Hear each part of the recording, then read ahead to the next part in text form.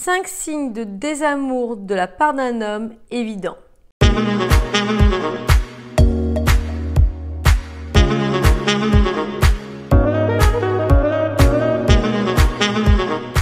Bonjour mesdames, j'espère que vous allez bien, que vous avez la forme et que vous avez toujours ce désir ardent, puissant de vous apporter le meilleur, d'impacter positivement votre vie de femme, d'être définitivement le leader de votre vie afin de vous apporter le meilleur.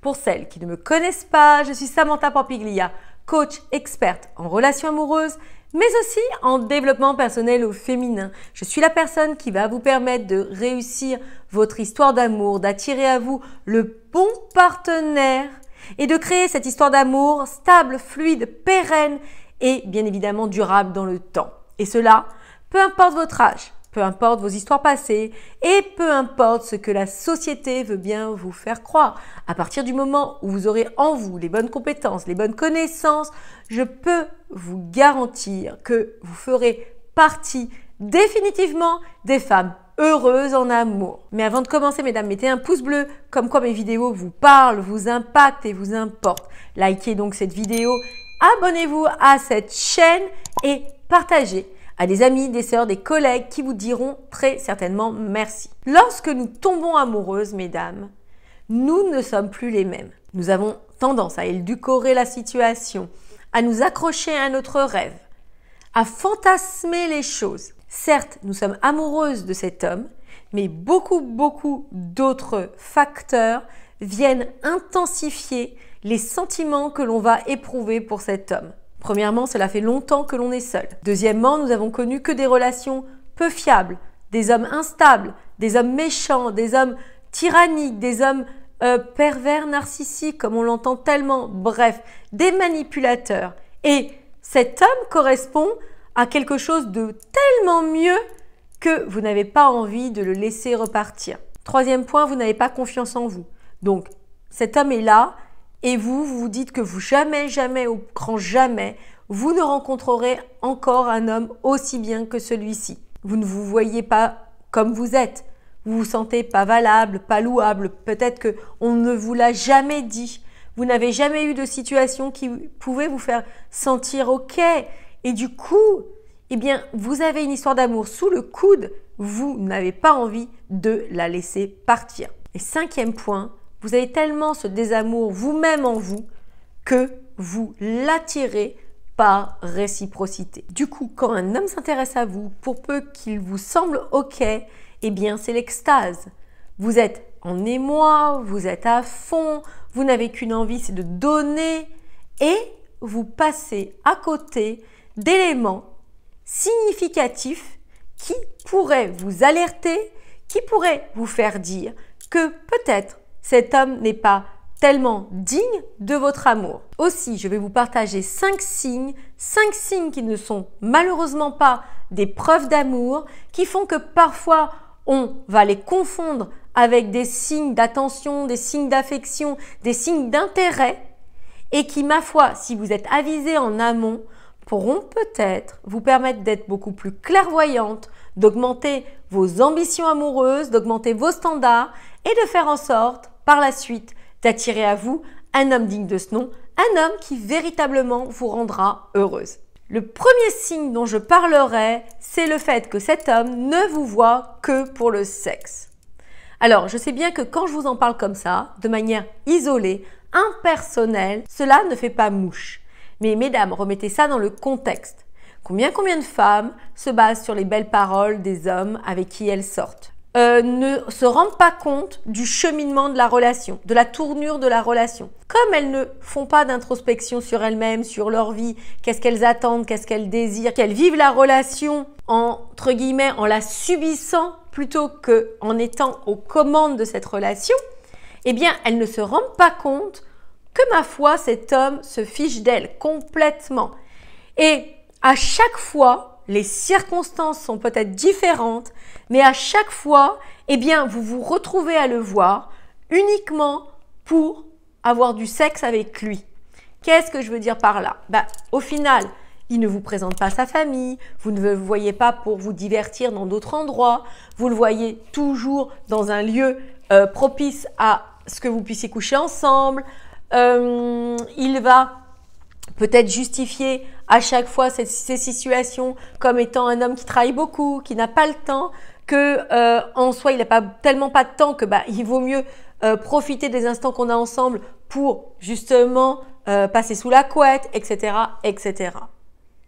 Mesdames, si un homme ne vous offre que du sexe, eh bien ma foi, je pense que vous n'avez rien à faire avec lui parce que ça restera sur ce niveau-là. Et si vous voulez constituer une vie de couple basée sur des valeurs communes, sur des ambitions de vie beaucoup plus impactantes, eh bien, soit vous mettez les points sur les i à cet homme, soit vous prenez vos clics et vos claques et vous le laissez en plan parce qu'il ne vous apportera rien au grand jamais. Le deuxième point dont je parlerai, c'est un homme instable. Un coup c'est oui, un coup c'est non. Un coup il vous sort la sérénade, le grand jeu. L'autre coup il est indisponible, vous ne pouvez pas l'avoir, vous ne pouvez pas le joindre et il est aux abonnés absents. C'est oui, c'est non, bref, vous ne savez pas sur quel pied danser avec un homme comme ça.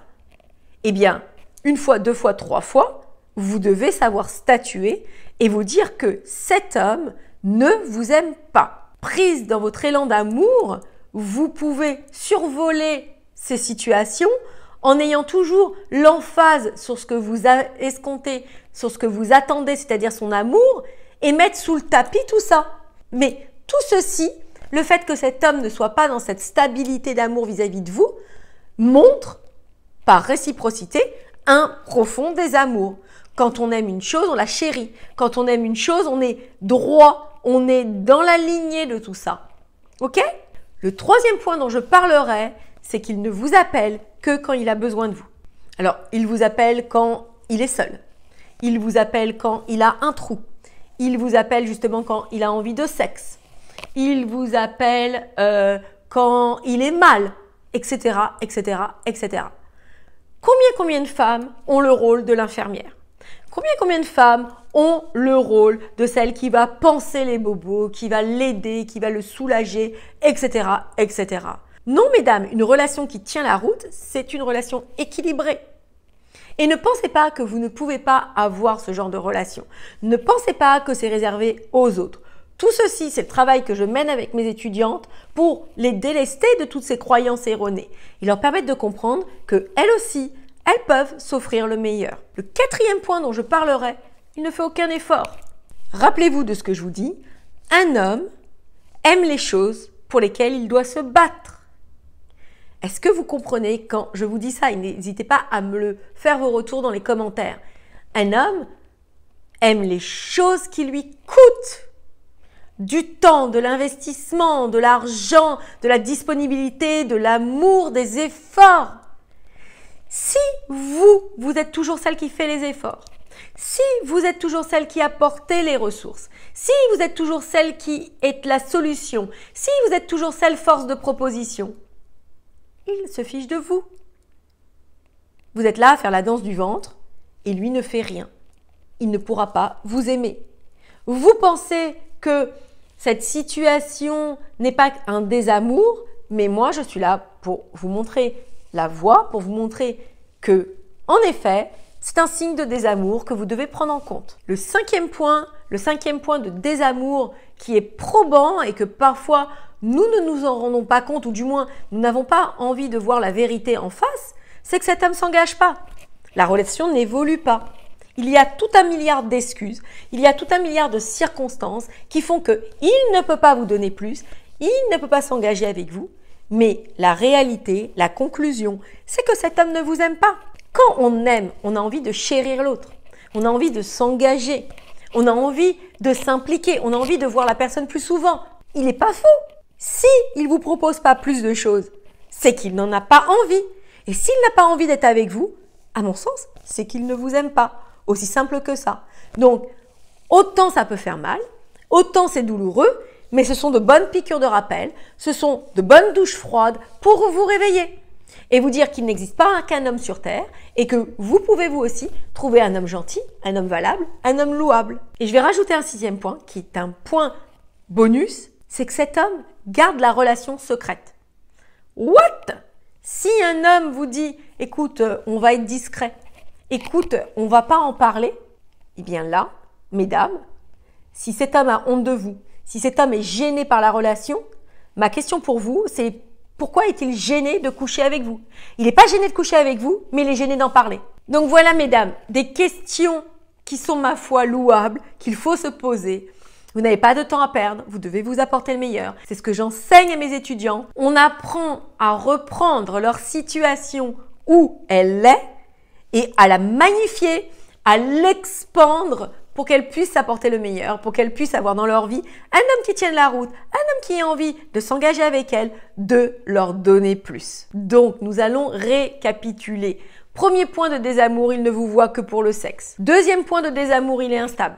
Un coup oui, un coup non, un coup non, un coup oui. Il vous aime pas. Il vous donne pas. Bref, désamour. Troisième point, il ne vous voit que quand il a besoin. Ça aussi, c'est pas normal. Quatrième point, il ne fait aucun effort pour vous. C'est vous qui faites tous les efforts, c'est vous qui allez vers lui. Vous êtes force de proposition, vous donnez, vous espérez, et lui, il est statique. Désamour. Cinquième point, il n'est pas prêt à vous en donner plus. Et si vous êtes honnête avec vous-même, vous regardez la situation avec un peu plus de recul, vous allez vous en apercevoir malheureusement. Et sixième point bonus, il garde la relation secrète. Donc, encore une fois, quelque chose de très, très négatif. Donc voilà, mesdames, si vous avez envie d'aller plus loin, de progresser, je vous laisse candidater à un diagnostic offert. Nous allons ensemble voir votre situation et vous dire exactement quelles vont être les prochaines étapes à votre réussite amoureuse. Je vous embrasse. Je vous adore, prenez soin de vous et moi je vous dis à très vite pour la suite de nos aventures.